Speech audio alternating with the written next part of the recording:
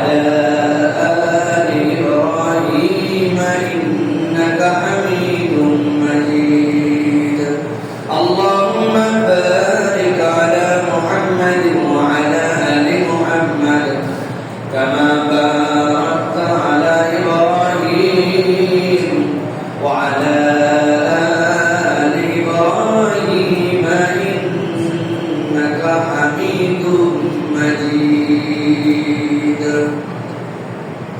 الحمد لله আল্লাহ রাব্বুল আলামিনের কাছে শুকরগুজার হচ্ছি যে আল্লাহ রাব্বুল আলামিন আজকে আমাদেরকে সাইয়্যিদুল আইয়াম জুমার দিনে সাইয়্যিদুল মাকান আল্লাহ রাব্বুল আলামিনের ঘরে আল্লাহ রাব্বুল আলামিনের জিকির করার জন্য আল্লাহ সর্বশ্রেষ্ঠ সৃষ্টি মানুষ তার মাঝে সর্বোত্তম ঈমানদার করে আমাদেরকে সুস্থতার জীবন দিয়ে আজকে আসার বসার তৌফিক যোগ্যতা সুস্থতা মন মানসিকতা পরিবেশ পরিস্থিতি দান করলেন সে আল্লাহর কাছে আমরা সর্বাগ্রে আল্লাহ রাব্বুল আলামিনের শেখানো বাক্যে কালিমাতুশ শুকর আদায় করছি সকলে আনন্দ চিত্তে বুলন্দ আওয়াজে আল্লাহ রাব্বুল আলামিনকে খুশি করার নিমিত্তে পড়ছি আলহামদুলিল্লাহ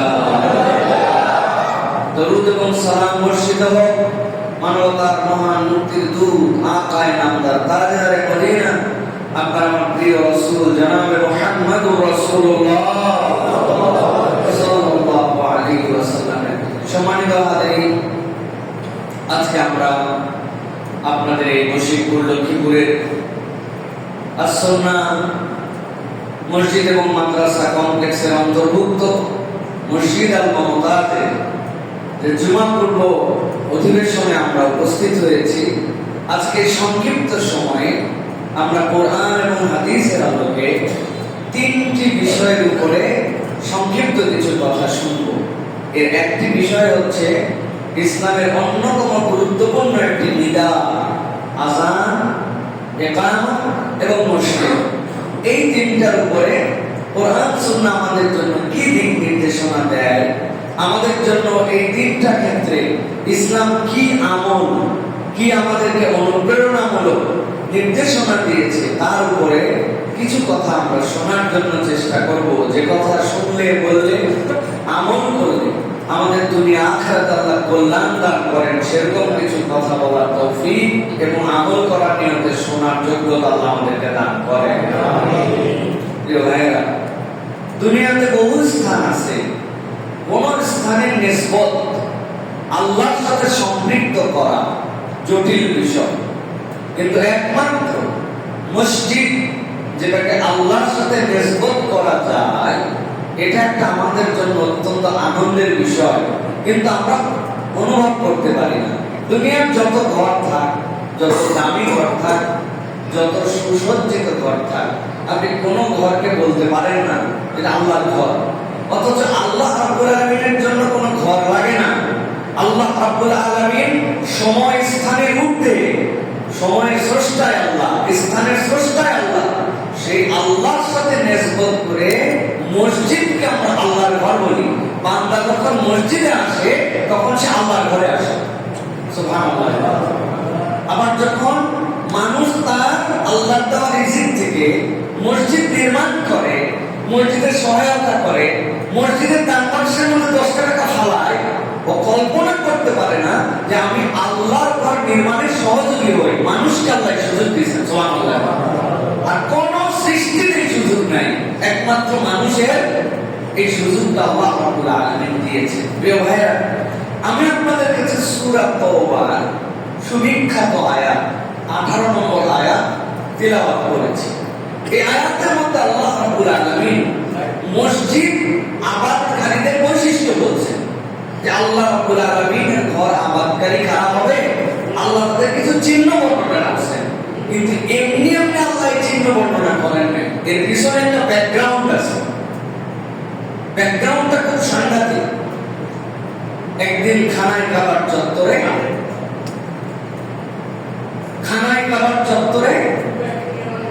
হযরতে তালহা রাদিয়াল্লাহু তাআলা, হযরতে আলী রাদিয়াল্লাহু তাআলা, হযরতে উসমান রাদিয়াল্লাহু তাআলা, জলিলুল কদর কে সাহাবী, এমনকি রাসূলুল্লাহ সাল্লাল্লাহু আলাইহি ওয়াসাল্লামের চাচা যান আব্বাস রাদিয়াল্লাহু তাআলা উপস্থিত।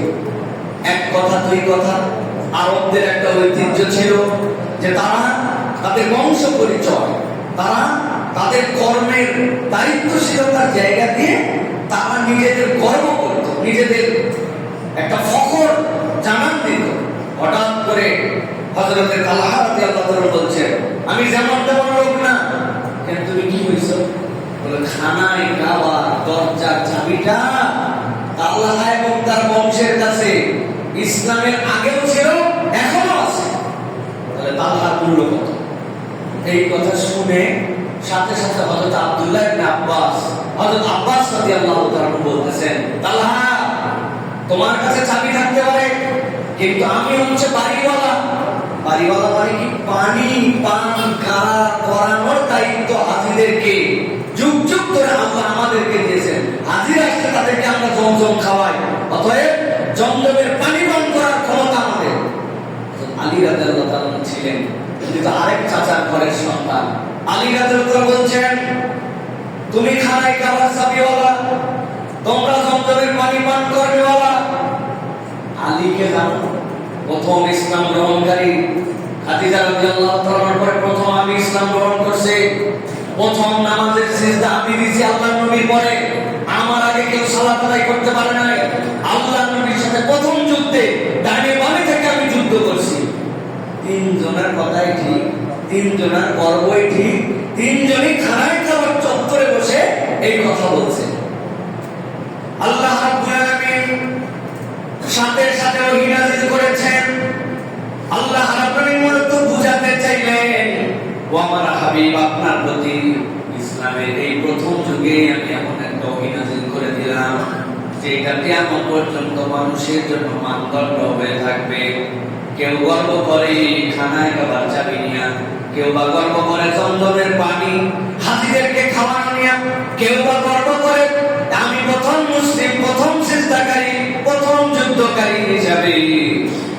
আল্লাহ বলছেন, আল্লাহর ঘরের সাথে সম্পৃক্ত হইলে এগুলা প্রত্যেকটাই গুনাহগুণ, তবে প্রত্যেকটা গুণের থেকেও দামি গুণ আছে।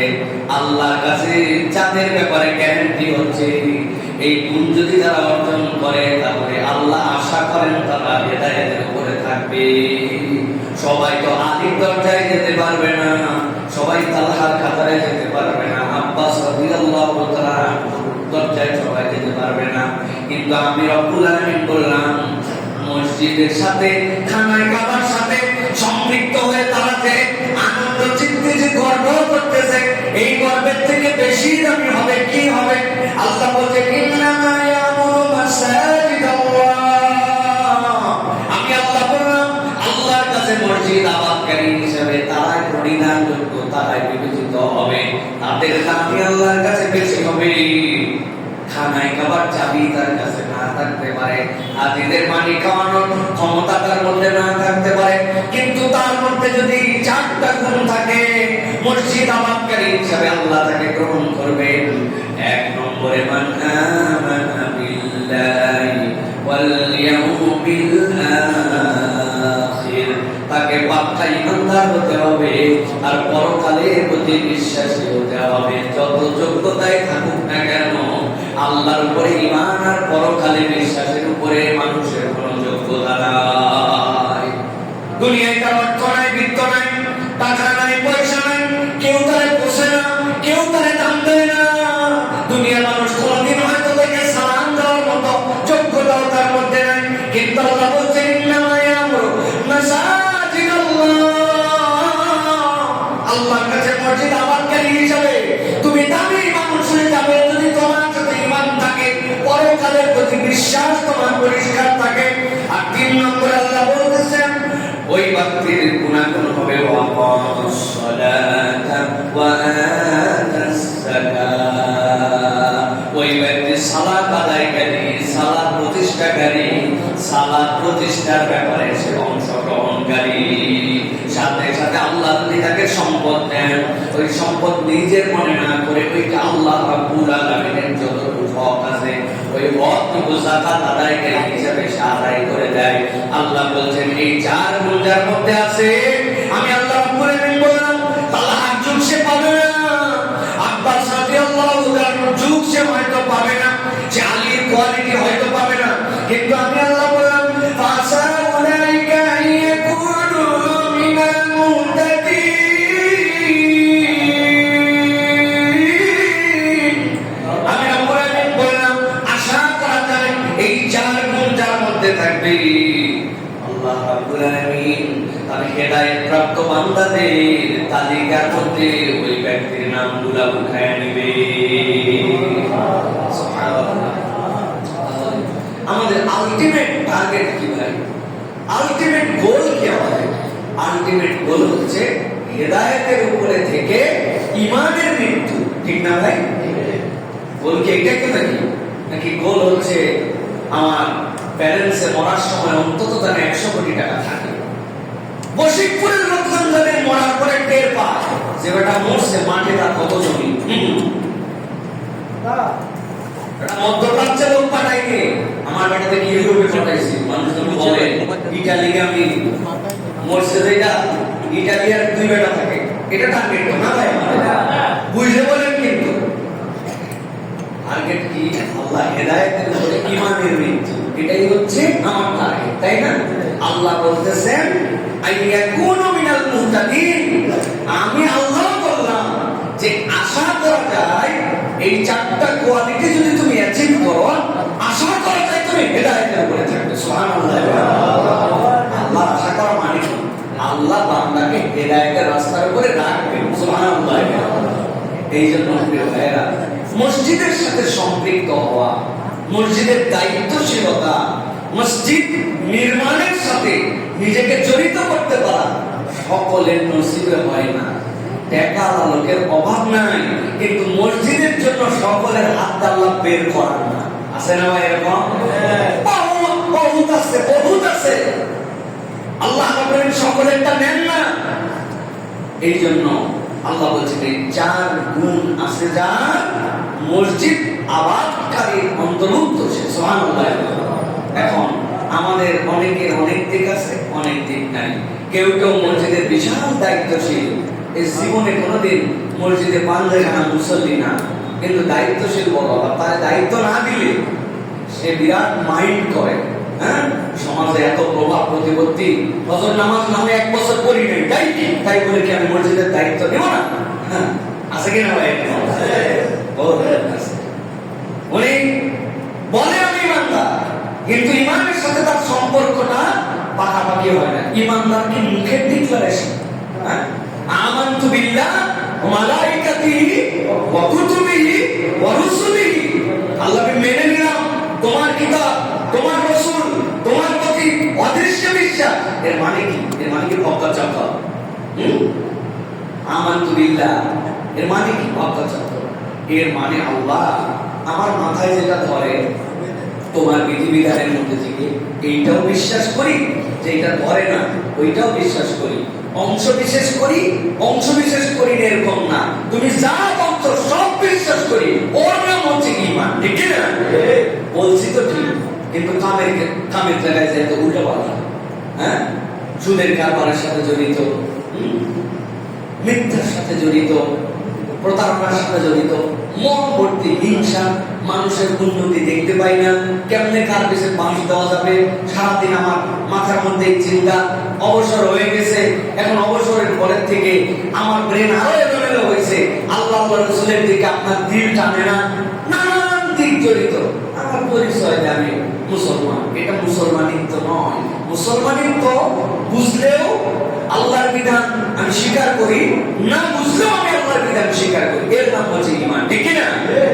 নামাজের ইসলাম মানে, রোজার ইসলাম মানে, কিন্তু আল্লাহ রাব্বুল আলামিনের প্যানাল কোডের ইসলাম বললে, সোরের হাত কাটার বিধানের কথা বললে, নারীর সাথে ব্যভিচার হলে তার আইনের কথা বললে, দেশের টাকা বিদেশে পাচার করার পরে এর ধরার পরে যে শাস্তি দেওয়া হবে, ওই শাস্তিটা আল্লাহর বিধান অনুযায়ী হোক, দুর্নীতির শাস্তি আল্লাহর বিধান অনুযায়ী হোক, অ্যাসেম্বলিটা আল্লাহর বিধান অনুযায়ী চলুক, এইটার কথা বললে বলবে মসজিদের ভিতরেও রাজনীতি করে।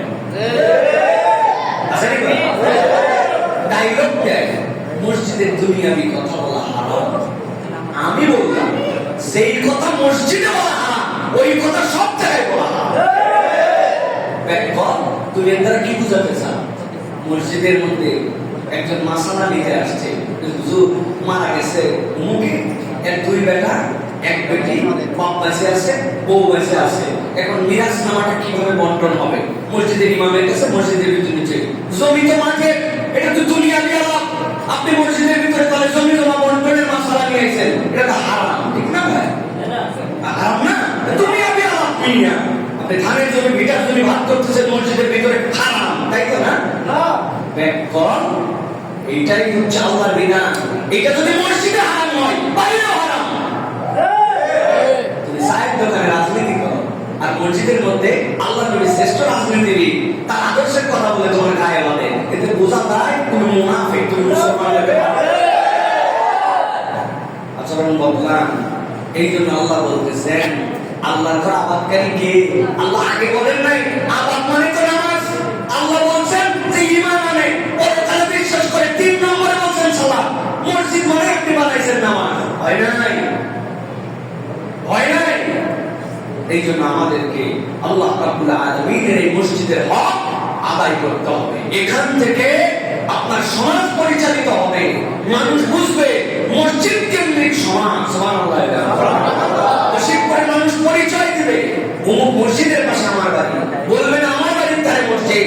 এই মসজিদ এমন উজ্জ্বল দৃষ্টান্ত উপস্থাপন করবে, এখান থেকে ক্ষুদ্র ঋণের কাজ চলবে, কর্জে হাসানা চলবে, ছেলেদের আমল আখলাকের কাজ চলবে, এখান থেকে দাওয়াত ও তাবলীগের কাজ চলবে, এখান থেকে সমাজ সংস্কারে অপসংস্কৃতি দূর করার আন্দোলন চলবে, এই জায়গা থেকে মক্তব চলবে, এই জায়গা থেকে বয়স্ক তালিম চলবে, এই জায়গা থেকে ইসলামকে কিভাবে সর্বোচ্চ জায়গায় বিজয়ী করা যায় সেই কার্যক্রম চলবে। তবেই হবে এটা মসজিদ, ঠিক না? মসজিদের দায়িত্ব। অতএব আল্লাহ রাব্বুল আলামিন আমাদেরকে এই মসজিদ দিয়েছেন প্রিয় ভাইয়েরা, এটা হচ্ছে আমাদের জন্য একটা নিয়ামত।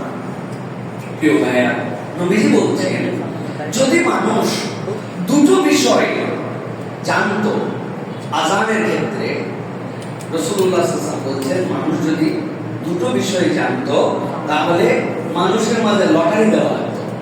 এই মসজিদ যেটা আযানের গুরুত্ব নবীজি বলছেন لو يعلم الناس ما في النداء والصف الأول ثم لم يجدوا إلا أن يستهموا لاستهموا عليه। যদি মানুষ জানতো আযানের ভিতরে কি আছে, আর যদি মানুষ জানতো প্রথম কাতারের ভিতরে কি আছে, কোন মর্যাদা দেওয়া আছে, আযানের মর্যাদা কি আর প্রথম কাতারের মর্যাদা কি, নবীজি বলছেন গন্ডগোল বেঁধে যেত। এলাকার সব মানুষের মধ্যে প্রত্যেক লটারি করে তারপরে আযান দেওয়ানো লাগতো, তারপরে সামনের কাতারে বসানো লাগতো। আল্লাহ রাব্বুল আলামিন এত দাম দিয়েছেন আযানের ভিতরে আর প্রথম কাতারের ভিতরে। সুবহানাল্লাহ। আমাদের এই দুই বিষয়ে আগ্রহ বড়ই কম প্রিয় ভাইরা। আমরা আযানের ক্ষেত্রে যেরকম অনাগ্রহী, প্রথম কাতারের ক্ষেত্রেও অনাগ্রহী। আমরা সামনে জায়গা থুইয়া পিছনে বসি, ইমাম সাহেবের ডাকা লাগে আসেন ভাই পূরণ করেন। অথচ নবী বলছেন এই দুইটার বিষয়ে জানলে আল্লাহ রাব্বুল আলামিন ওই বান্দাদের মধ্যে প্রতিযোগিতা করা ছাড়া উপায় ছিল না।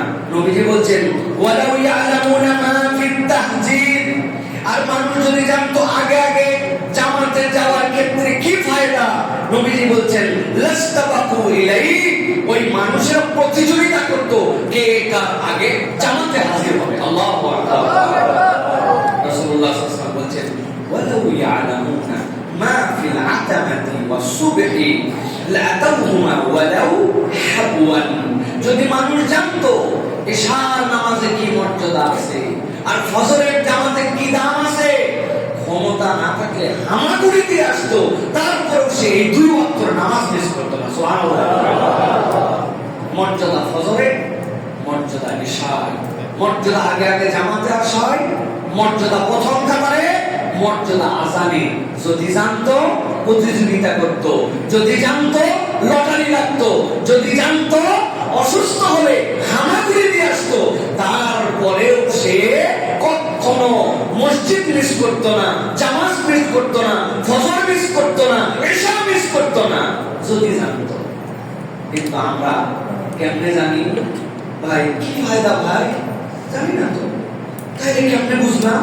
আল্লাহ বলতেছেন ইন্নামা ইয়ামুরু মাসাজিদাল্লাহ মান আমানা বিল্লাহ, আমি আল্লাহর প্রতি ঈমান আনছি, সব তো আমি জানবো না, সব তো আমার নলেজে ধরবে না, কিন্তু আল্লাহ নবীকে দিয়ে জানাই দিয়েছে। এখন আমার কাজ হচ্ছে ডিউটি পালন করা, সামিনা ওয়া আতানা, শুনছি মানতে শুরু করলাম। সুবহানাল্লাহ। কপাল বড় দুর্ভাগ্য আমাদের জাতি, ইয়াংরা মসজিদে অনেকে আছে, আইসে বাহিরে মোবাইল চাপে, বাহিরে আলাপ করে, আড্ডা মারে, এরপরে একামত হলে মসজিদে ঢুকে, এর আগ পর্যন্ত মসজিদে ঢুকতে পারে না। এরকম লোক বশীপুরে নাই, তাই না? চিন্তা করছে হুজুরে এগুলা সুন্নাত দিন আলোচনা করে, এগুলা পকেটে আছে আমাদের আলোচনা, এগুলা কি এমন বলে হুজুরে, এগুলা জানাই আছে, তাই না? এত জানে আপনার ছেলে, আপনি ফুটানি করেন, ক্যালকুলাস পারে, ইউটিউব থেকে ইংরেজি শিখছে, ওরে গণিত পারে, পড়ালেখায় বাম্পার, বাপরে বাপ, নিজে নিজে ল্যাপটপ চালাই, বাবারে বাবা, লোক তো না মনে হচ্ছে আগুন ছুটে টাইপের, আর গর্বে বুক ফুইলা মনে হচ্ছে তাওকান্দি ব্রিজের সমান হয়েছে বুক। কিন্তু আপনার ছেলে 18 বছর 19 বছর বয়স, ফরজ গোসলের মাসালা জানে না, ফরজ গোসল কেমনে করতে হয় জানে না, বিয়ে না করলেও গোসল করতে হয়। জিজ্ঞাসা করছেন গোসলের ফরজ কয়টা, শুনছিল তো কোন জায়গায় জানি 3টা, ঠিক করে বল গোসলের ফরজ 3টা, বলছে কি কি, বলছে জানা আছে, আরে জানা আছে বল না, লুঙ্গি, বদনা, গামছা। হয়তো লুঙ্গি, বদনা, গামছা বলে না, বোঝানোর জন্য বললাম, কিন্তু জানেও না গোসলের ফরজ কি, জানে যে গোসল করার নামই গোসল না। তাহলে এই যে অজানা, জানবেন কোথায়, এইটা জানবেন আপনি উন্মুক্ত দ্বীনি প্ল্যাটফর্ম থেকে। এই জন্য আল্লাহ নবী সাল্লাল্লাহু আলাইহি ওয়াসাল্লাম আযানের গুরুত্ব দিয়েছেন, আল্লাহ নবী সাল্লাল্লাহু আলাইহি ওয়াসাল্লাম প্রথম কাতারের গুরুত্ব দিয়েছেন, আল্লাহ নবী সাল্লাল্লাহু আলাইহি ওয়াসাল্লাম জামাতের গুরুত্ব দিয়েছেন, আল্লাহ নবী সাল্লাল্লাহু আলাইহি ওয়াসাল্লাম এশা ফজরের গুরুত্ব দিয়েছেন। আফসোস মসজিদ সুন্দর হয়ে গেল, কিন্তু ফজরের মুসল্লি বাড়ানো গেল না। হ্যাঁ, ফজরের মুসল্লি বাড়ানো গেল না। প্রিয় ভাইরা, এই জন্য এটা আমাদেরকে খুব বেশি গুরুত্ব দিতে হবে। 2 নম্বরে নবীজি সাল্লাল্লাহু আলাইহি সাল্লাম একটা ব্যক্তির দাম আসমানে তুলে দিয়েছেন, সেই ব্যক্তির মূল্যায়ন আমাদের কাছে নাই, সেটাকে মুয়াজ্জিন। রাসূলুল্লাহ সাল্লাল্লাহু আলাইহি সাল্লাম বলেছেন মুয়াজ্জিনের দাম কত জানো? সুবহানাল্লাহ। নবীজি বলেছেন ইয়াগফিরুল্লাহু লিল মুয়াজ্জিনি মুনতাহা আযানুহু, আল্লাহর বান্দা যখন আযান দেয়, এই আযানের শব্দ শেষ যতদূর যায়, আল্লাহ মুয়াজ্জিনকে এই পর্যন্ত ক্ষমা করে দেন। সুবহানাল্লাহ। মুয়াজ্জিনকে আল্লাহ রাব্বুল আলামিন তার জন্য ক্ষমা করে দেন, আযানের সর্বশেষ সীমা অবধি আল্লাহ তাকে ক্ষমা করেন। এর আরেকটা ব্যাখ্যা হচ্ছে যতক্ষণ আযান দেয় আল্লাহ ততক্ষণ তারে মাফ করতে থাকেন। সুবহানাল্লাহ। সাথে সাথে নবীজি বলছেন ওয়ায়াস্তাগফিরু লাহু রাতবিন ওয়া ইয়াবিসিন সামিআ সাওতাহু, জবানের মধ্যে থেকে, জিভের মধ্যে থেকে যত কিছু দুনিয়ায় আছে, যতক্ষণ সে আযান দেয় তারা তার হয়ে আল্লাহর কাছে ক্ষমা চায়। সুবহানাল্লাহ। দেখতে পাচ্ছেন এই মিম্বার, এটা কাঠের, শুকনা কাঠ, হ্যাঁ, এটার মধ্যে জীবন নাই। দেখতে পাচ্ছেন ফ্যান, জীবন নাই, তোয়ালা জীবন নাই, টিস্যু বক্স জীবন নাই, কলা গাছ জীবন আছে, ওই গাছ জীবন আছে, পিঁপড়া জীবন আছে, সুইচ জীবন নাই। আল্লাহ বলতেছেন তুমি দেখো তার জীবন নাই, কিন্তু আল্লাহর কাছে ভিন্ন এটা। ইউসাব্বিহু লিল্লাহি মা ফিস সামাওয়াতি ওয়াল আরদ, আসমান জমিনে যা কিছু আছে সব আল্লাহর জিকির করে। আর মুয়াজ্জিন যখন আযান দেয়, জীবন থাক আর না থাক, আল্লাহর কাছে তার হালত ভিন্ন, সবাই আল্লাহর কাছে ক্ষমা চায় তার জন্য। সুবহানাল্লাহ। এই মুয়াজ্জিনের দাম কত? এই মুয়াজ্জিনের দাম কত? এখন জিজ্ঞাসা হচ্ছে যে ভাই ওই মুয়াজ্জিনের এত দাম, মানে আমাদের কি হবে? সবাই তো মুয়াজ্জিন হতে পারে না, তাই তো মারামারি বেড়ে যাবে, আগ্রহ বাড়বে যে অন্তত পক্ষে আমি দু এক ওয়াক্ত আযান দেই, মুয়াজ্জিনের হাতে ধরবে, পায়ে ধরবে। ভাই শুনেন, এই যে 500 টাকা আপনার হাতিয়ে দিলাম, হ্যাঁ, আপনি যেন রাগ করেন না ভাই, আমার অন্তত জোহরের আযানটা একদিন দিতে দিয়েন। ও বলবে না হবে না, 500 টাকায় কাম হবে, 1000 টাকার মতো লাগবে, করে রাজি আছে, তাও দিতে দিয়ে, কারণ আমার কাছে আমার একদিন তোমার সওয়াল লাগবে। তো আমাদের বোঝানোর জন্য বলছি, আগ্রহটা এরকম হওয়ার কথা। আমাদের আগ্রহ হয় নাই, কিন্তু সাহাবায়ে কেরামের এই আগ্রহ ছিল। তারা বললেন, ইয়া রাসূলুল্লাহ, বেলাল রাদিয়াল্লাহু আনহু তো জায়গায় ছাড়ে না, এরা তো মুয়াজ্জিন বানায় দিয়েছেন, আমাদের তাহলে কি হবে? নবীজি সাল্লাল্লাহু আলাইহি ওয়াসাল্লাম বলছেন, আমরা তো সবাই মুয়াজ্জিন হতে পারবো না, কিন্তু মুয়াজ্জিনের ক্ষমাটা আমরা কেমনে পাবো? মুয়াজ্জিন যে মর্যাদা পাইলো, জড় জীবের দোয়া, এইটা আমি কেমনে পাবো? নবীজি বললেন, قال رسول الله صلى الله عليه وسلم اذا سمعتم النداء فقولوا مثل ما يقول المؤذن। যখন তোমরা আযান শোনো, তখন মুয়াজ্জিন যা বলে তুমি তাই বলো। মান ক্বালা মিসলা মা ক্বালা হাযা ইয়াকিনান মিন কলবিহি দাখালাল জান্নাহ। মুয়াজ্জিন যা বলে তুমিও তার সাথে তাই বলো। এইটা যদি ইয়াকিনান মিন কলবিহি, তোমার হৃদয় থেকে বিশ্বাসের সাথে বলো, আল্লাহ তোমাকে জান্নাতে ঢুকাইয়াই ছাড়বেন। সুবহানাল্লাহ। এইজন্য আযানের জবাব এটাই আমার জন্য মুয়াজ্জিনের মর্যাদা নিয়ে আসবে। আযানের জবাব আমরা দিতে অপারগ। শুনতে শুনতে এত শুনছি যে আমার আগ্রহ নষ্ট হয়ে গেছে। ইবাদতের ক্ষেত্রে আমার আগ্রহ নাই, আবার জবাব দেওয়ার ক্ষেত্রেও দু একটা ভুলও আমরা করি। মুয়াজ্জিন বলছে আশহাদু আন্না মুহাম্মাদার রাসূলুল্লাহ, আপনি বলছেন সাল্লাল্লাহু আলাইহি ওয়াসাল্লাম। এটা নবীজির আমল না।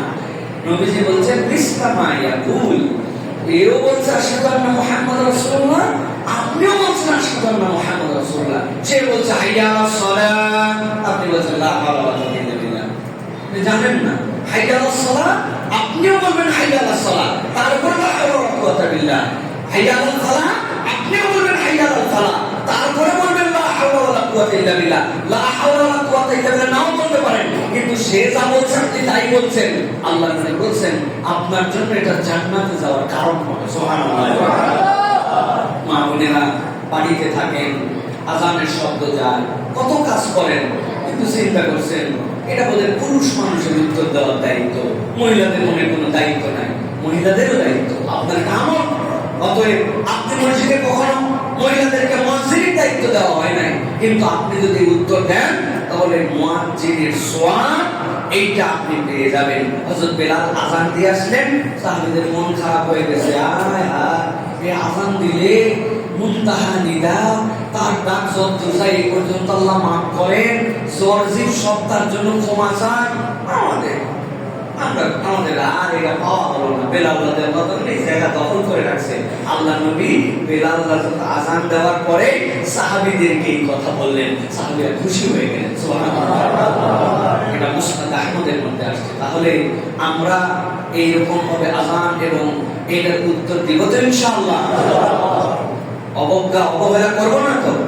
মাঝে মাঝে সুযোগ থাকলে মসজিদে আযানও দিয়ে দিবে।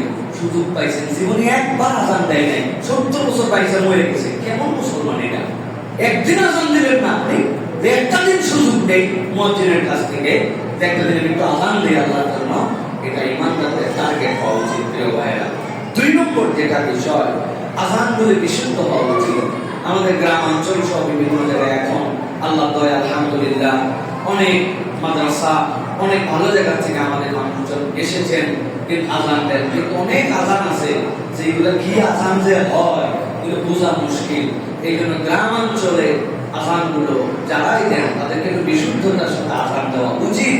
এই আযানগুলি তাছাড়া অশুদ্ধ আযান, এটা আল্লাহ রাব্বুল আলামিন পছন্দ করেন না। আপনি আল্লাহর জন্য সর্বোচ্চ ডাক দিচ্ছেন, কিন্তু এমন রেখে কোন জায়গায় এক জায়গায় শুনছিলাম আইয়া আলারে সালাম, আইয়া আলারে সালাম, ডেঞ্জারাস আযান দিয়ে দিচ্ছে। এইরকম করে আযান দেওয়া যাবে না। আযানটা যেন বিশুদ্ধ হয়। এখন মুয়াজ্জিন অনেকে বলতে পারেন, চিঠিতে লিখে দেন মুয়াজ্জিনকে, মুয়াজ্জিন সাহেব সুন্দর করে দায়িত্ব পালন করেন, কিন্তু এটা আমাদের অশুদ্ধ হচ্ছে, অথবা আপনি সম্মানের সাথে আযানটা শুদ্ধ করে নেন। সুতরাং এটা আমাদেরকে সতর্ক হতে হবে। এবার 3 নম্বর পয়েন্টে চলেন। আযানের পরে আমাদের একটা দায়িত্ব আছে। কি সেটা?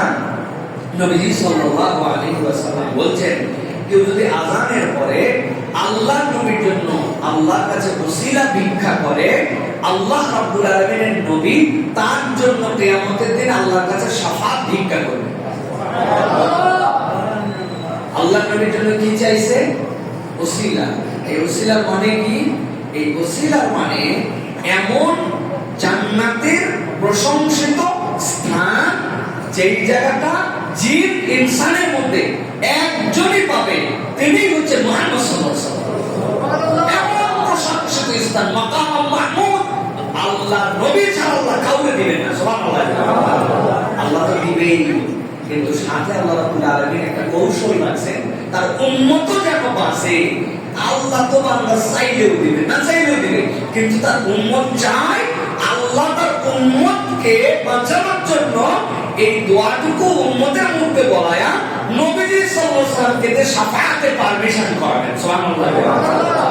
এই জন্য আযানের সাথে সাথে আপনারা বলবেন, নবীজি বলছেন, মান ক্বালা হিনা ইয়াসমাউন নিদা, যে আযান শেষ হলো সাথে সাথে সে বলে, আল্লাহুম্মা রাব্বা হাযিহি দাওয়াতিত তাম্মা ওয়াস সালাতিল কাইমা আতি মুহাম্মাদানিল ওয়াসিলাতা ওয়াল ফাদিলা ওয়াবআথহু মাকামান মাহমুদান আল্লাযী ওয়া'আদতাহু।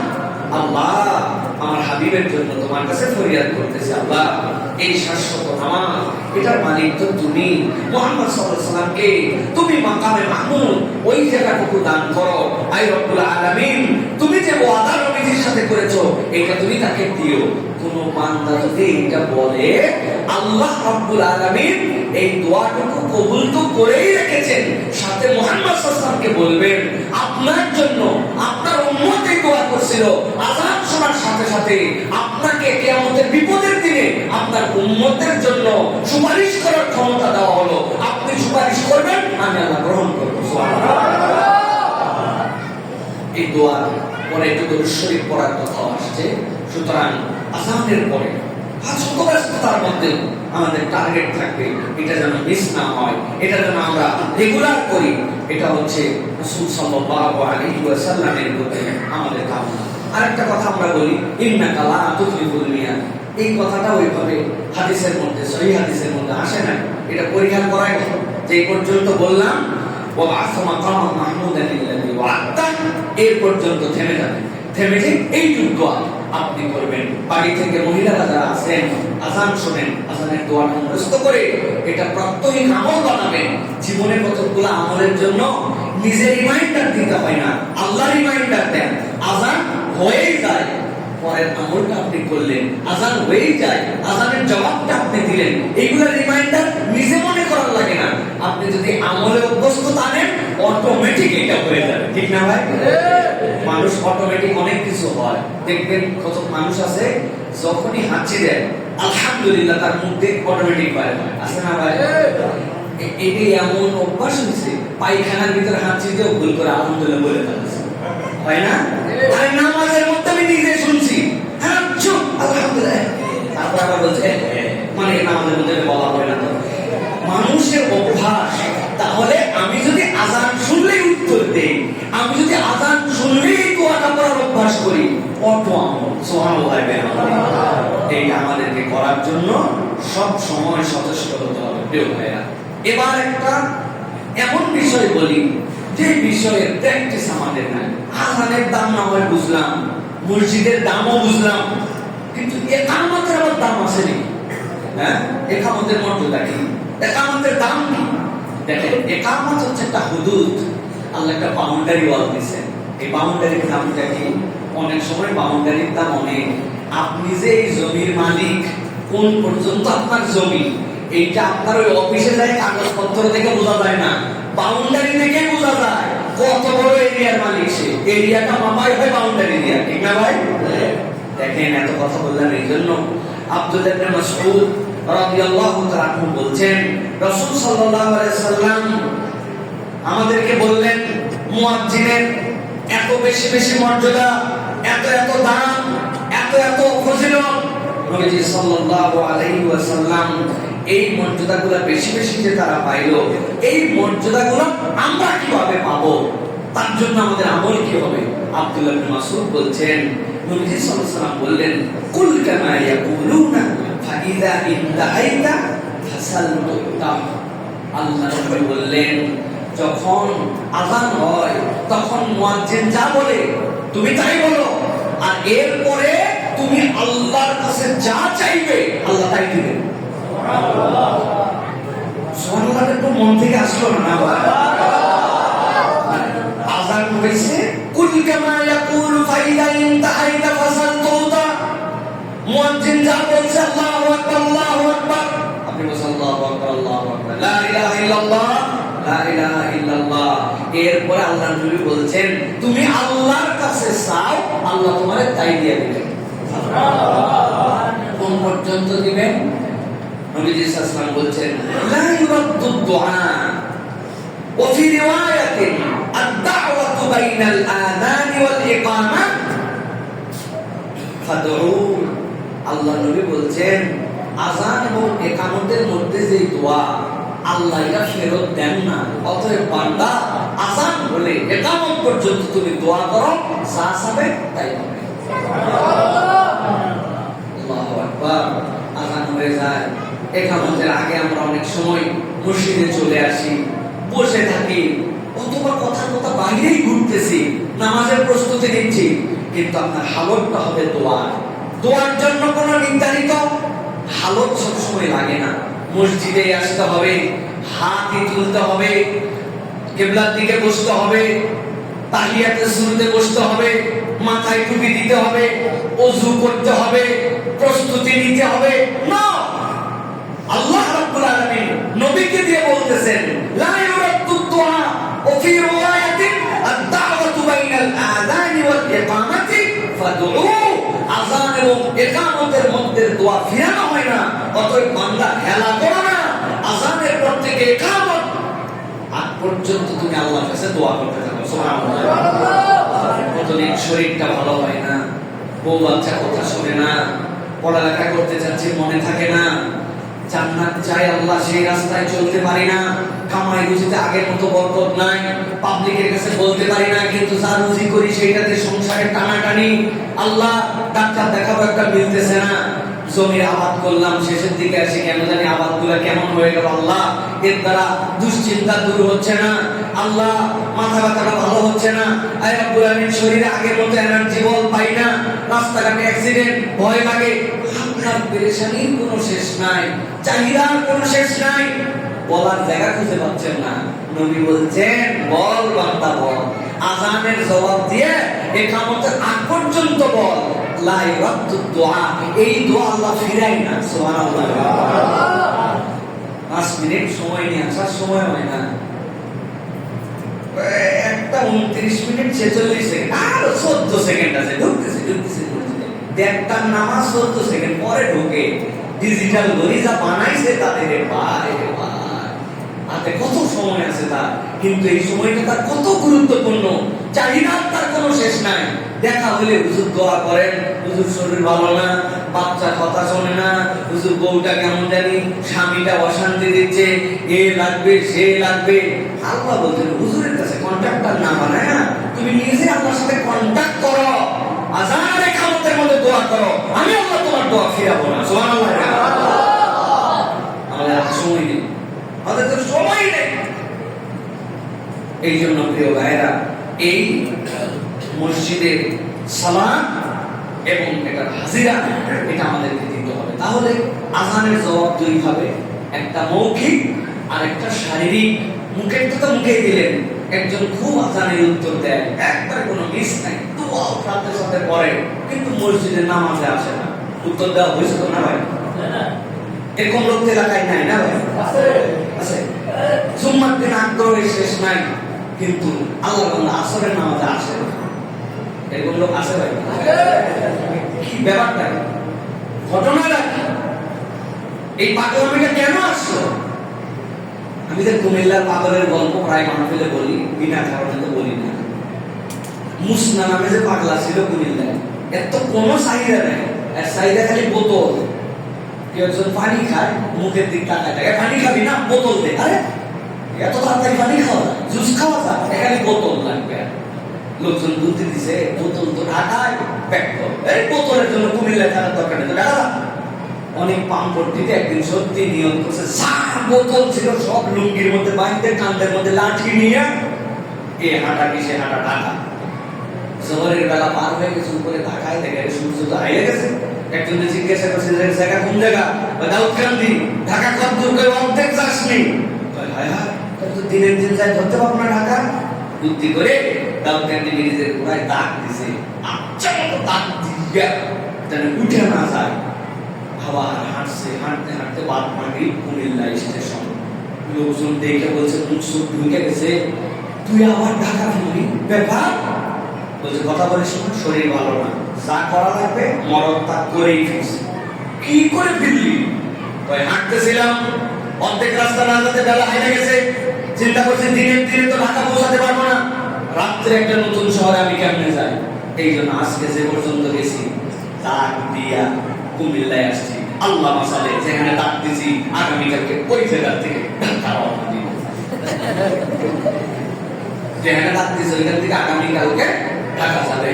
বুঝে থাকলে বলেন, এই বুদ্ধিতে যদি কিয়ামত হয়ে যায় আর দাগ দিয়ে যদি কুমিল্লা রিটার্ন করে, ঢাকার মুখ দেখবে? কথা বললেন না, দেখবে? এটা পাগলা না, কিসা পাগলা? আপনি পাগলের কথা শুনে হাসবেন, করে দিলেন না, আল্লাহ তুমি এত পাগল আছে। আপনি কি আফসোস তারে নিয়ে নিজের দিকে তাকায় দেখেন। জুম্মার জন্য আপনার কত প্রস্তুতি, নামাজের জন্য আগে ভাগে আসলেন, গোসল করলেন, দৌড়ালেন, মসজিদে আগে আগে বসলেন, হুজুরের বয়ান শুনলেন, খুতবা শুনে তারপরে গেলেন। আপনি জান্নাতের দিকে কত দূর আগালেন, তাই না? কিন্তু এই বান্দা আসরে আসলো না, মাগরিবে আসলো না, এশায় আসলো না। তাহলে আপনি জুম্মার জন্য জান্নাতের দিকে কত দূর আগালেন, আর আসর মাগরিব বাদ দিয়া জাহান্নামের দিকে কত দূর গেলেন? পাগল কি মুসনা না পাগল আমরা? কথা বলেন, কথা বলেন।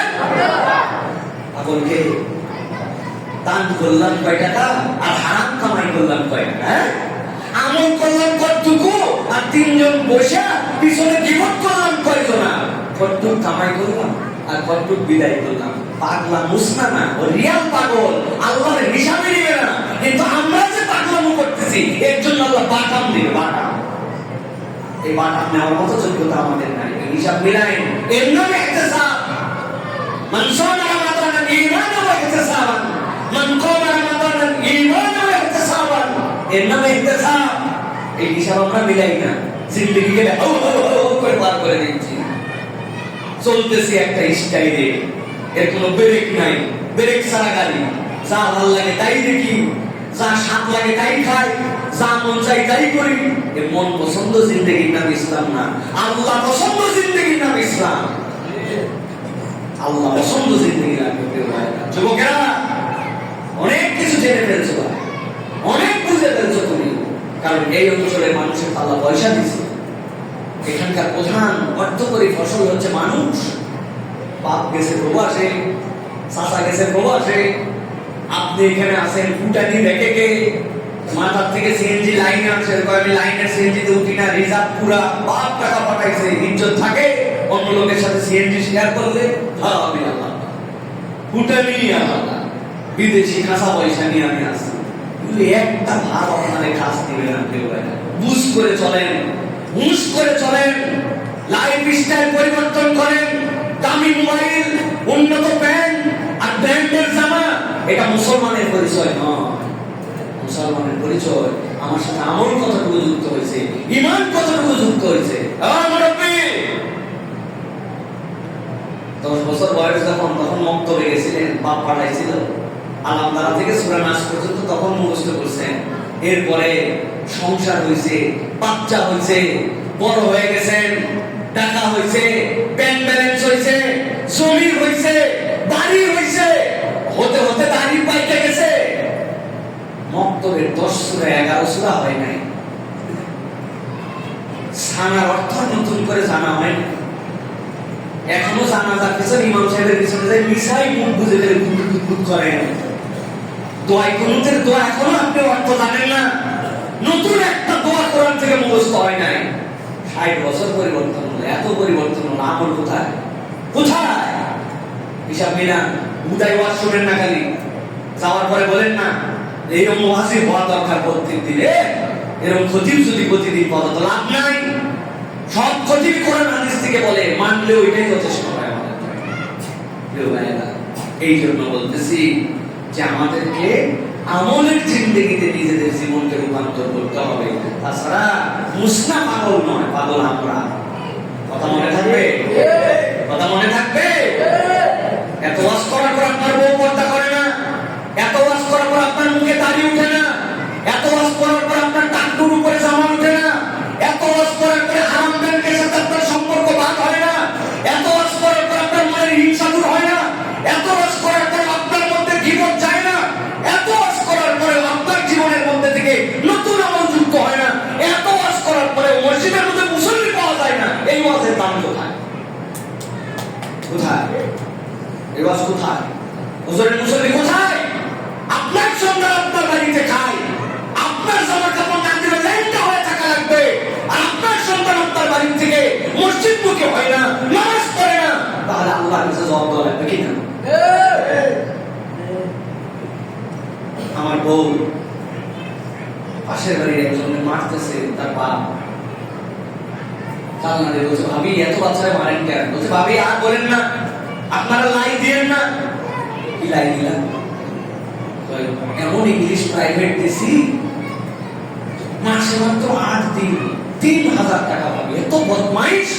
7টার সময় ক্লাস, উঠে না, ঘুমায় আছে, একদিন 2 দিন সহ্য করা যায়, মারবে না মানে? সামনের এসএসসি পরীক্ষা, ইংরেজির প্রাইভেট টিচার 8 দিন পড়ায়, মাসে সকাল 7টায় যায় না জন্য মারে বাপ মা। আমরা তারে মার ঠেকানোর জন্য বললে লাই দিয়েন না।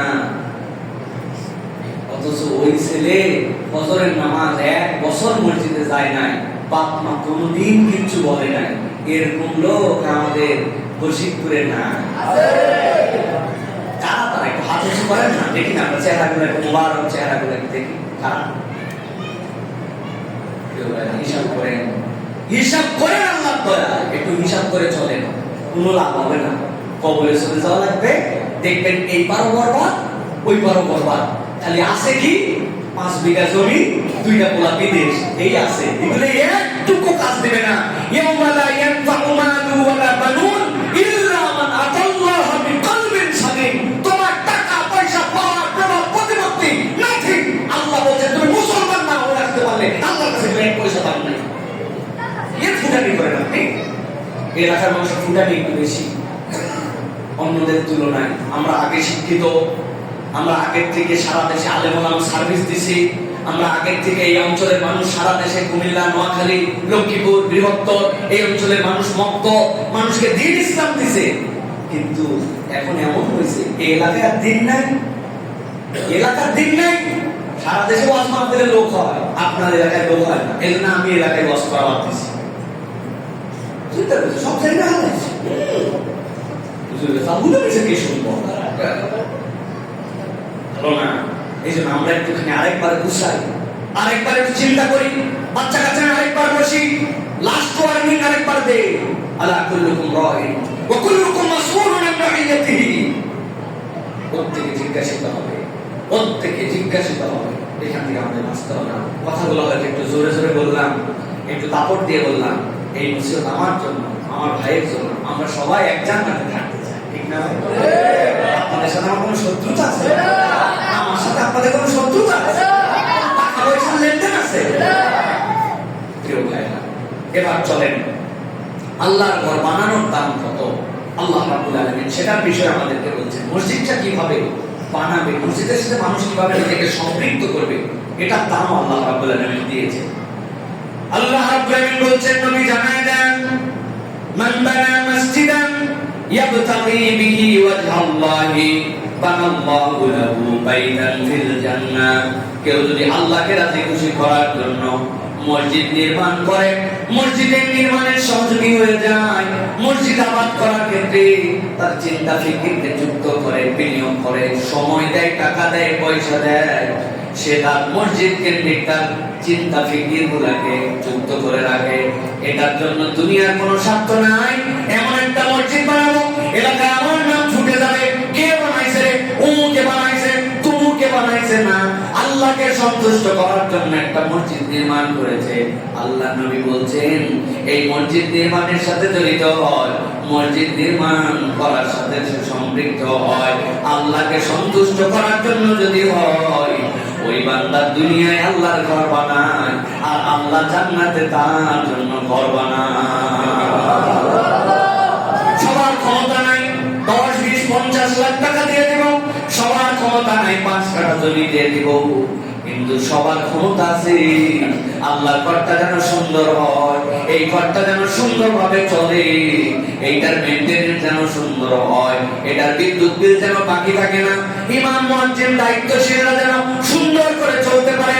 আমার সামর্থ্য আছে 20 টাকা, আমি চাইলে 2 টাকা দিতে পারি না, আমি 5 টাকা দিব। আমার সামর্থ্য আছে 500 টাকা, আমার সামর্থ্যের থেকে আমি কম দিব না, একটু কষ্ট করে এটার জন্য আমি কন্ট্রিবিউট করব। আল্লাহ, এটা কোনো নাম ফুটানোর জন্য নয়, কে আমারে প্রশংসা করলাম না করলো এটা দেখার জন্য নয়, যারা বানাইছে তারাই করুক, এরকম মেন্টালিটি আমার নাই। আমার জান্নাত যাওয়া লাগবে, এই জন্য সে যদি মসজিদের সাথে সম্পৃক্ত হয়, আল্লাহ নবী বলেছেন আল্লাহ তোমার জন্য জান্নাতে ঘর বানাই দিবেন। সুবহানাল্লাহ। এই জন্য নবীজি সাল্লাল্লাহু আলাইহি ওয়াসাল্লাম বলছেন কেবল মসজিদ বানাইয়ে শেষ করো না, আমি তোমাদের জন্য মসজিদ কেন্দ্রিক আরো দায়িত্ব দিলাম। আমার রাসূলুল্লাহ সাল্লাল্লাহু আলাইহি ওয়াসাল্লাম বিবিনাইল মাসাজিদি ফিদ দুয়ারি ওয়া আন তুনাসসাফ ওয়া তুতাইয়াব।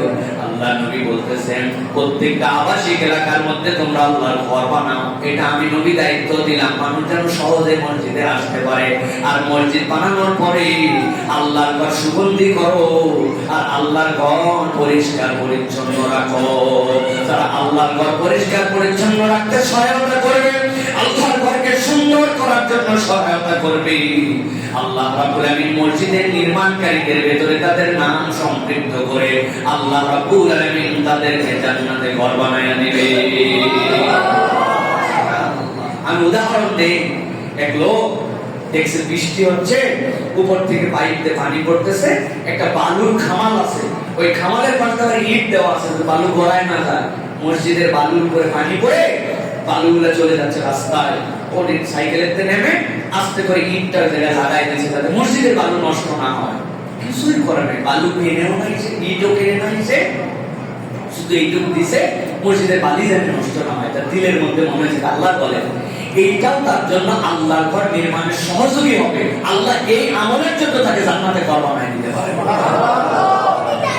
আমরা মসজিদের সাথে সম্পৃক্ত হই না, মসজিদের কল্যাণ অকল্যাণও চিন্তা করি না। আপনাকে চিন্তা করতে হবে। আমার আফসোস সবচেয়ে বেশি মসজিদ নিয়ে, সেটা হচ্ছে জুমার দিনের যে মুসল্লি হয় তারা এত বখিল, মসজিদের গৌটা আপনার সামনে দিয়ে চলে যায়, নির্লজ্জের মতো আপনি ফাঁকা গৌটা পার করে দেন। 20 টাকা আপনি দেন না, চা খেলে আপনি দোকানের মধ্যে একটা 8 টাকা 10 টাকা একটা বিস্কুট খাওয়ার পর বলছি এত স্বাদ রে তোর বিস্কুট, আরেকটা দে তো, আরেক বিস্কুট খায় বিল হয়েছে 20 টাকা, জামা আয়রন করার বিল হয়েছে 10 টাকা, বন্ধু একটা আসছে আপনার এলাকায়, চা খাওয়ার পরে বিল দেওয়া নেই, হাইরে ঠেলা ঠেলি, আমার এলাকায় আসছিস তুই বিল দিবি না, ওই বললেই হবে নাকি তুই দিবি না, তুই দিবি না, তুই দিবি না, আপনারা কি করে দোকানদার পরে কইছে দুইজনই দেন, আছে না? তখন তুমি স্টুডেন্ট হও না, তখন ওই মুরব্বী পান খাওয়ার খিলির বিল দেওয়ার সময় বেকার হয় না, কিন্তু মসজিদে আসলে বেকার হয়ে যায়। ওই হুজুর নতুন জামা পরে আসছি তো টাকা আনতে ভুলে গেছে। এই সালাত আপনি চিন্তা করেন, আল্লাহর ঘরে আসলে ন্যূনতম আপনাকে 20 টাকা দিতেই হবে, এর নিচে কোনো টাকা নেওয়া হবে না। মসজিদে আপনি সপ্তাহে আল্লাহর ঘরের জন্য দিতে পারবেন না, আপনার ছোট বাচ্চার হাতে মা বোনেরা 20 টাকা দিয়ে পাঠায় না, হ্যাঁ? আপনি 20 টাকা দিয়ে দোকানে চিপস দিতে পাঠান, আপনার বাচ্চা জুমার দিনে যাচ্ছে, আপনার সতর্ক না তুই মসজিদে টাকা দিবি? ওই বাচ্চাকে আমল করানো শেখাতে হবে না, ওই দান খয়রাত করা শেখাতে হবে না? আপনি চিপস কিনা শিখাইছেন, আপনি ললিপপ কিনা শিখাইছেন, একটু সেভ করলে আপনি এইটুকু কিন্ডার ডট ডট নামের এক চকলেট কিনে দেন 70 টাকা, তখন টাকা ফাটে না। আর মসজিদে দেওয়ার জন্য আপনি 20 টাকা দিয়ে পাঠান, আপনি কেমন পাবেন? কেমন পাবেন?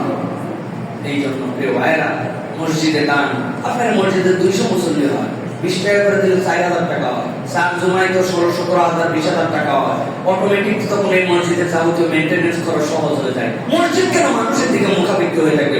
উমুক দিলেগা চলবে, তুমুক দিলেগা চলবে, তার কাছে মুয়াজ্জিনে যাওয়া লাগবে, ইমামের সান্দাবাজি করার জন্য যেতে হবে। এটা কি লজ্জাজনক বিষয়!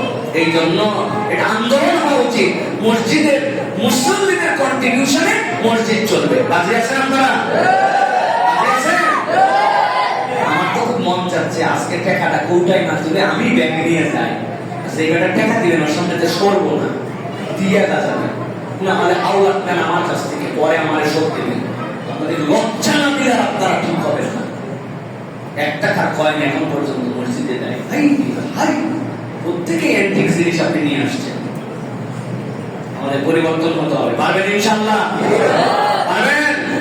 আল্লাহ আমাদেরকে কবুল করুক। প্রিয় ভাই, সর্বশেষ যে বিষয় আজকে বলতে চাই প্রিয় ভাই, সেটা হচ্ছে মসজিদ নিয়ে গর্ব করা যাবে না। মসজিদকে গর্ব করা কিয়ামতের আলামত। নবীজি বলছেন লা তাকুমুস সাআতু হাত্তা ইয়াতাবাহান নাস ফিল মাসাজিদ। মসজিদের গর্ব মানে কি এটা বুঝতে হবে। মসজিদের গর্ব মানে যে মসজিদের অহংকারের 2টা দিক আছে। এই কোন মসজিদে নামাজ পড়িস? বলছে ওই মসজিদ, এসি নাই বেসি নাই কিছু নাই, আমাদের তো এসি। আসিস কার্পেটে সিজদা দিয়ে দেখিস, বাবা আরামে বলে থাকে। কি শর্ট বিষয় রাখিস, ভালো লাগে না এইসব। তার লোকজন খুব খুব কমজোর, মসজিদটার দিক তাকায় না। এটা আপনার মসজিদ চকচকা, আপনার মসজিদ এসি, আপনার মসজিদে মিনার বড়, দেখিস লাইটটা দেখিস, ফ্যানগুলোর দিক তাকায় দেখিস, খালি তো নিচে তাকায় থাকিস। এই যে ফুটানি মারা, এইটা কিয়ামতের আলামত। কিন্তু দায়িত্ব নেওয়ার ক্ষেত্রেও আরেকটা অহমিকা আছে। আমি মসজিদের সভাপতি, আমি সেক্রেটারি, আমি প্রতিষ্ঠাতা, এটা ভালো আছে না? কিন্তু তার আমলে ঠনঠনা ঠন। এই 2টা দিকে অহংকার করা যাবে না। কিন্তু মসজিদকে সুন্দর করা, মসজিদকে পবিত্র রাখা, এটাই ইমানের দায়িত্ব। এটা আমার জন্য একটা আনন্দের বিষয়। যুবকরা বাবারা কত আমল তো করো না তোমরা, কত ফাঁকি মারো, কিন্তু তোমাদের একদিন মন চায় না যে এক বুধবার বিষয় করে আমরা একটুখানি ব্রাশ নিয়ে, হারপিক নিয়ে, পাউডার নিয়ে 10 বন্ধু মিলে চলতো মসজিদের উঁচুখানাটা এমন ঝকঝকা বানাবো আমরা নিজের একদিন। এই যে গ্রিল গুলা, গ্লাস গুলা ময়লা দেখা যাচ্ছে, ইমাম সাহেব, মুয়াজ্জিন সাহেব, খাদেম সাহেব তো সাফ করে চলতো, আমরা একটু গ্লাস ক্লিনার নিয়ে মসজিদটা পরিষ্কার করি, ফ্যান গুলা সব চকচকা করে দিই, মসজিদের নিচ উপর সব মুছে চকচকা করি। আল্লাহ নবী সাল্লাল্লাহু আলাইহি ওয়াসাল্লাম বলছেন তকদীর পরিবর্তনকারী আমল, তোমার এই আমল আল্লাহর কাছে তোমার ভাগ্য পরিবর্তন করে দিবে। সুবহানাল্লাহ। অতএব আমাদেরকে এটা করতে হবে প্রিয় ভাইরা। মসজিদের নির্মাণ এবং আবাদের সাথে আমাদেরকে জড়িত হতে হবে প্রিয় ভাইরা। আমরা আফসোস লাগে মসজিদ চকচকা হয়েছে, মুসল্লি ঘোলা, এমন টাইলস, চেহারা দেখা যায় না কিন্তু সাপ বোঝা যায়, নিচে তাকালে জলজল করে উঠে। মসজিদ চকচকা, মুসল্লি ঘোলা। এই জন্য আমাদের মসজিদ চকচকা করলে হবে না, মুসল্লি গুলাকেও চকচকা বানানো লাগবে, ঠিক না? আমি আপনাদের কাছে 7টা আমলের কথা বলি। জুমার দিনে মসজিদ সুগন্ধি করা। কোন একটা ভাইকে জানি দেখলাম, যারা ঢুকতেছে তাদের হাতে আতর লাগায় যাচ্ছে। মাশাআল্লাহ, এটা একটা দারুণ গুড প্র্যাকটিস আমাদের জন্য। আপনার পকেটে একটা আতর থাকবে, ডানে বামের লোককে আতর দিবেন, মসজিদটা সুগন্ধি করে ফেলবেন। একটা এয়ার ফ্রেশনার কিনে মসজিদে হাদিয়া দিয়ে দিবেন, আমার এটা হুজুর মাঝে মাঝে দিবেন, সুগন্ধি করছেন আপনি মসজিদ। 2 নম্বরে হারানো বিষয়ে ঘোষণা কখনো মসজিদে দেওয়া যাবে না। অমুক জিনিসটা পাওয়া যাচ্ছে না, যে পাইছেন এখানে দিয়ে যাবে, হারাম। 3 নম্বরে ক্রয় বিক্রয় মসজিদে চলবে না। 4 নম্বরে মসজিদে আসার সময় সুন্দর পোশাক, সুগন্ধি লাগায়া মসজিদে আসার আমল। 5 নম্বরে রসুন, পেঁয়াজ, লিক, এই টাইপের যেগুলাতে মুখে গন্ধ বের হয়, এই টাইপের তরি তরকারি, সবজি, এগুলা খেয়েও মসজিদে আসা যাবে না। তবে যাদের বিড়ি খাওয়ার অভ্যাস আছে তারা খেতে পারবে। মানে যেখানে পেঁয়াজ রসুন খাওয়া যায় না, আপনি বিড়ি খেয়ে মসজিদে চলে আসেন, আপনি তো আপনার গন্ধ পান না। বিড়ি ঘরের আন্ডারওয়ার্ড দিয়েও গন্ধ বাড়ায়, এত একটা বাজে গন্ধ, এত নিজের গন্ধ নিজে পায় না, কিন্তু মনে করে আর কোনো জায়গায় গন্ধ নাই। পুকুরের পাড়ে যেগুলা উন্মুক্ত জায়গায় বাথরুম করে, আমাদের পার্শ্ববর্তী দেশে কালচার বেশি, ওরা মুখটা এরকম করে ধৈর্য করে, চিন্তা করে আমিও আমার মুখ দেখি না, আমার পেছনে বোধহয় কেউ দেখে না, আছে না? এর গন্ধ এ পায় না, কিন্তু দুনিয়ার গন্ধ পায়। মুসাটা এমন দুর্গন্ধ, কেটসের মধ্যে বলে আপনি চলে আসছেন, দুর্গন্ধে মসজিদ মাইকে গেছে। এখান থেকে আপনাকে পরহেজ করতে হবে প্রিয় ভাইরা।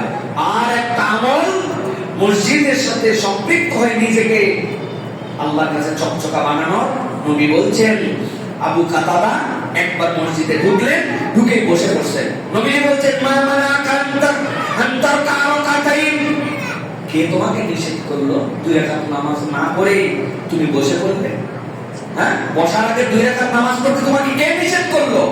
এই জন্য ফাইদা দাখালা আহাদুকুমুল মসজিদা ফালা ইয়াজলিস হাত্তা ইয়ারকা রাকাতাইন, 2 রাকাত নামাজ না পড়ে মসজিদে বসা যাবে না।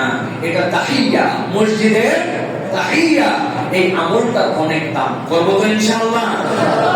কেমনে করবেন? আইসেন তো একটা 30, কেমনে আমল করবেন? আন্দাজে বলে দিলেন 7:15 নামাজ, আপনি আসছেন 4টা 14:30-তে, আপনি কেমনে নামাজ পড়বেন? খালি আন্দাজে ও বলবেন না, বুঝে ও বলবেন।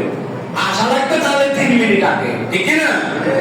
এই জন্য প্রিয় ভাইরা, ইমাম বুখারী রাহমাতুল্লাহ আলাইহি বলেন, এটা সুন্নাতে মুআক্কাদা সায়েদা বান্দারা এইটা আমল যদি করে, মসজিদের একটা সালাম হবে, নিষিদ্ধ সময় ছাড়া যখনই মসজিদে ঢুকবে তখনই সেটা করতে পারে। সুবহানাল্লাহ।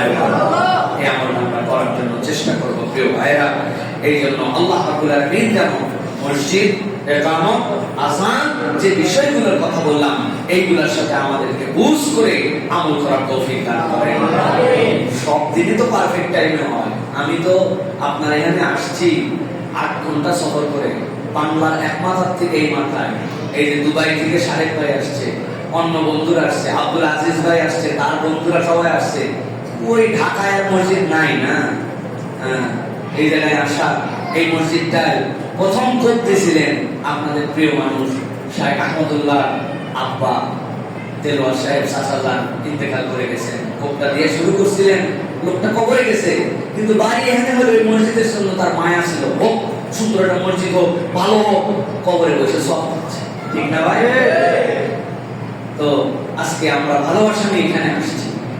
বহু জায়গায় আমাদেরকে জুমা পড়ানোর জন্য হাত পা ধইরা অস্থির করে ফেলে, কিন্তু এই জায়গায় আসার আন্তরিক একটা কারণ আছে। এখানে সাথে আমাদের একটা বন্ধু বান্ধব, আপনাদের ভালোবাসা, এগুলো সম্পৃক্ততা আছে। এই জন্য বলবো ভাই, দয়া করে, হয়তো কারো কন্ট্রিবিউশনটা টাকার অঙ্কে বেশি, জমির অঙ্কে বেশি, কিন্তু এটা আমাদের মসজিদ, সবাইকে ভালোবেসে দিলটা পরিষ্কার করে এটা যেন আবাদ হয়। এটার সাথে কোনো হিংসা হিংসি নাই, এটা যেন কিয়ামত পর্যন্ত চলতে থাকে, এটার সাথে শরীক হতে হবে, ঠিক না ভাই? আল্লাহ যেন আমাদেরকে কবুল করেন, আল্লাহ যেন আমাদের সকলকে এই নিয়ামতের মালিক বানান, বলেন আল্লাহ। আমি আপনাদের একটা দোয়া শিখাই প্রিয় ভাইরা। দিল যে প্রশান্ত হয় না আমাদের, দিল প্রশান্ত হওয়ার জন্য রাসূলুল্লাহ সাল্লাল্লাহু আলাইহি ওয়াসাল্লাম একটা ইউনিক দোয়া শিখিয়েছেন, আছে না? এত কিছু করেও মনের অস্থিরতা যায় না, কেন জানি টেনশন যায় না, দিলের মধ্যে শান্তি হয় না। নামাজ পড়ি কিন্তু কেন জানি উড়াধুরা লাগে, আল্লাহকে মানি তারপরেও কেন জানি আত্মতৃপ্তির জিন্দেগি নাই, হয় কিনা? রাসূলুল্লাহ সাল্লাল্লাহু আলাইহি ওয়াসাল্লাম জেনে ওষুধ দিয়ে গেছেন। নবীজি বলছেন, তোমরা 3টা বিষয় আল্লাহর কাছে চাও দিল থেকে। কি? আল্লাহুম্মা ইন্নী আসআলুকা নাফসাম মুতমাইন্নাহ তুমিনু বিলিকাইক। আল্লাহ, তুমি আমার এমন একটা অন্তর দাও শান্ত, যে বিশ্বাস করে যে তোমার সাথে আমার দিদার হবে। সুবহানাল্লাহ। তোমাকে আমি দেখবো, এর থেকে বড় তো আর কিছু নাই। ফাওজান আযীমা, এই সফলতা বিশ্বাস করে এরকম একটা অন্তর আল্লাহ তুমি আমার বানাই দাও তো। আল্লাহ, তুমি তো অন্তরের মালিক, কুল্লু রূহু মিন আমরি রাব্বি, তুমি বলছো।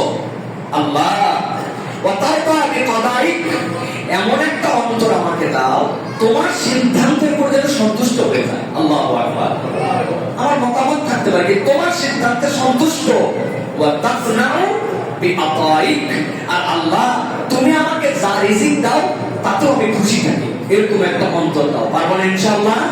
তাহলে আমার সাথে একটু পড়েন, আল্লাহুম্মা ইন্নী আসআলুকা নাফসান মুতমাইন্নাতান